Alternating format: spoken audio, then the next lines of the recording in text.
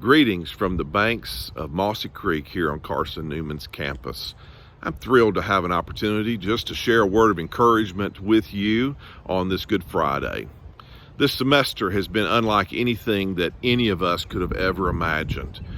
When I talk with faculty, staff, and students, the theme that continues to resound is a sense of loss. Students who've lost all the fun and activity and experiences that they have with their friends on our campus.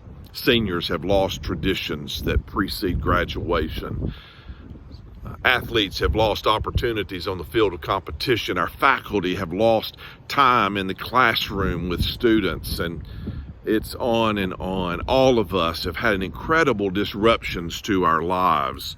We have all experienced a loss of routines. Our mobility has been changed. We are experiencing change in ways that we could have never imagined.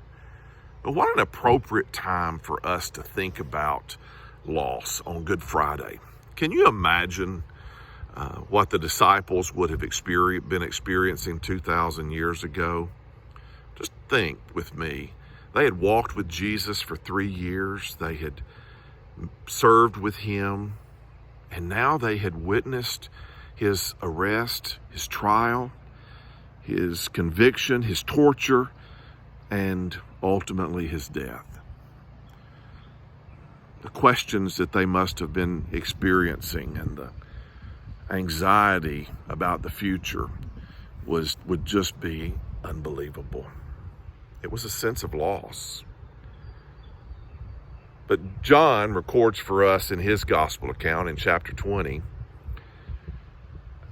an episode that happened with Thomas.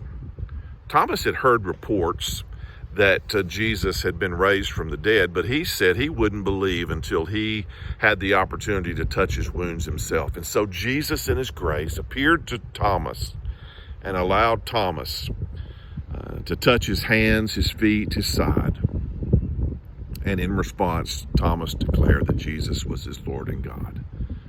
Thomas was unwilling to settle for the experiences of others. He needed a personal touch and encounter from Jesus himself. And that's really at the heart of the Easter message, is that the work that Jesus accomplished on our behalf through the cross and through his resurrection provides the possibility and the promise that everyone can experience a personal touch with him.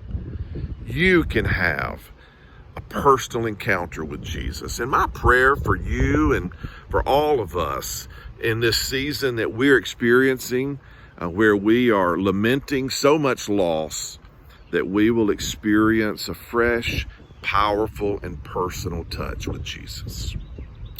I want you to know that while we are sacrificing much during this season, and we have lost much, that celebrations are going to return, traditions will return, routines will return. We are going to be together again. I want you to be encouraged. And just as Jesus was at work accomplishing the greatest spiritual feat in all of history between Friday and Sunday, while the disciples were struggling with their loss, I want you to be encouraged that even in our season of loss, that Jesus is at work. He's at work in your life, in my life, and in Carson-Newman. And we're going to be better and stronger because of the work that he's doing here. So be encouraged. I want you to know that I'm grateful to be part of this community. I want you to know that I am looking forward to being together with you again. God bless you, and happy Easter.